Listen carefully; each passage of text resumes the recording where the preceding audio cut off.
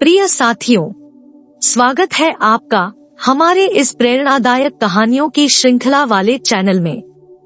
आइए शुरू करते हैं महाभारत युद्ध के प्रथम दिवस के युद्ध पूर्व की घटनाओं का चित्रण और भगवान श्री कृष्ण तथा अर्जुन के बीच गीता के उपदेश का कथानक विवरण।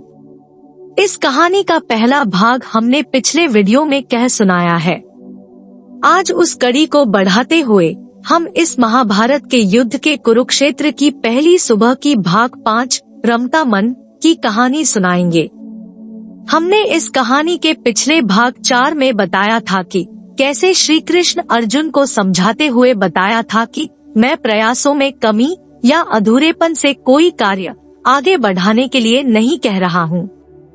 मेरा अर्थ केवल इतना है कि कोई कार्य करो और अगर उस कार्य को लेकर कोई व्यवधान आए तो विचलित मत हो जाओ।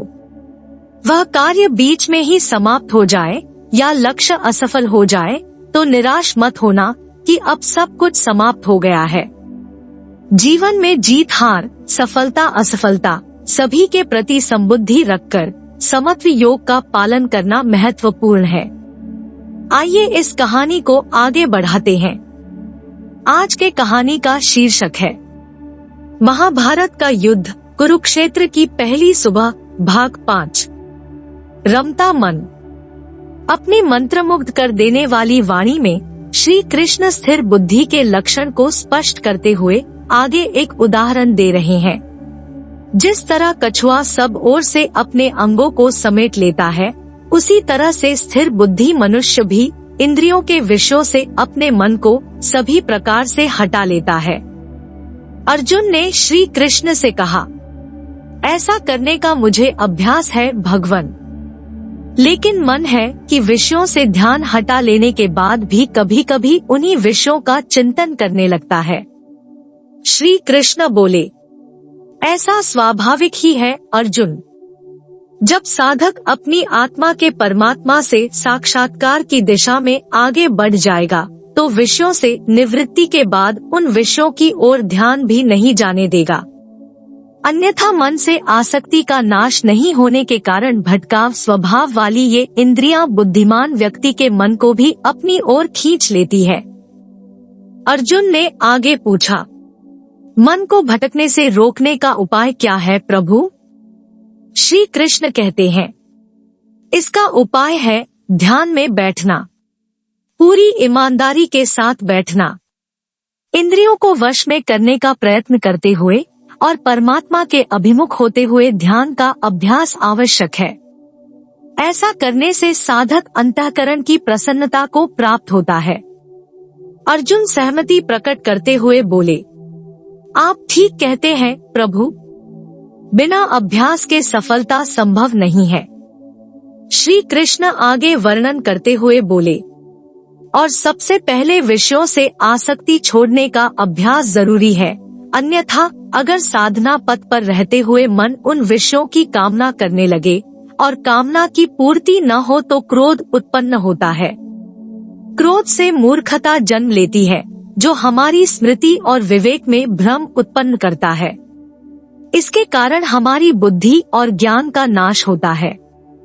अर्जुन बोले, हे श्री कृष्ण, क्या ऐसा है कि इंद्रियों के विषयों में से कोई विषय अधिक हानिकर और कोई विषय कम हानिकर है? श्री कृष्ण ने हंसते हुए कहा, अब इसमें भी मोल भाव की सोचने लगे अर्जुन।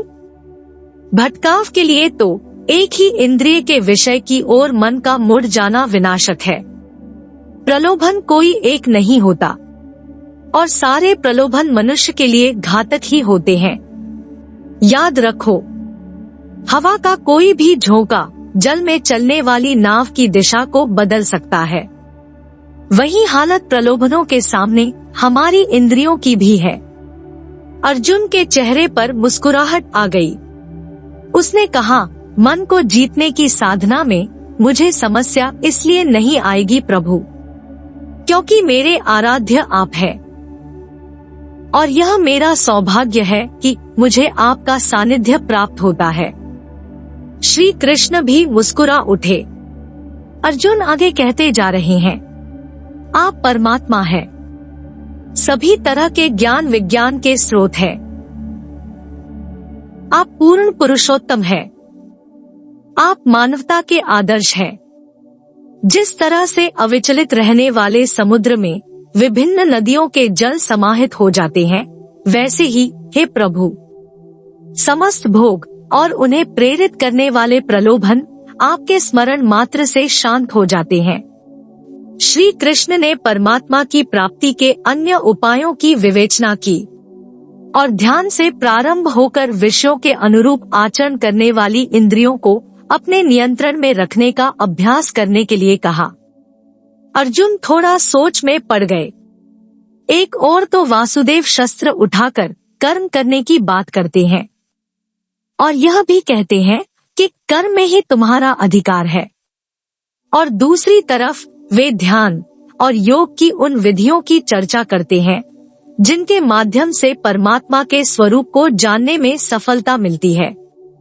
अर्जुन श्री कृष्ण से अपने सभी प्रश्नों का समाधान चाहते हैं ताकि उनके चित्त की भ्रांति सदा के लिए मिट जाए। श्री कृष्ण इस कार्य में अर्जुन की पूरी सहायता कर रहे हैं। प्रिय साथियों, इस तरह यह महाभारत का युद्ध कुरुक्षेत्र की पहली सुबह भाग 5 रमता मन की कहानी यही समाप्त होता है। महाभारत का युद्ध कुरुक्षेत्र की पहली सुबह भाग 6 जीने का आनंद बहुत जल्दी अगले वीडियो में प्रस्तुत करूंगा। मुझे पूरी उम्मीद है कि यह प्रेरणादायक कहानी आपको जरूर अच्छी लगी होगी। साथ ही आपको यह कहानी कितना मोटिवेट किया, कृपया कमेंट के माध्यम से अवश्य बताएं। साथ ही अपनी राय भी दे जिससे हमें इस दिशा में मार्गदर्शन मिले। आपके किसी भी प्रश्न एवं सुझावों का स्वागत है। आपका कीमती समय देने के लिए दिल से शुक्रिया।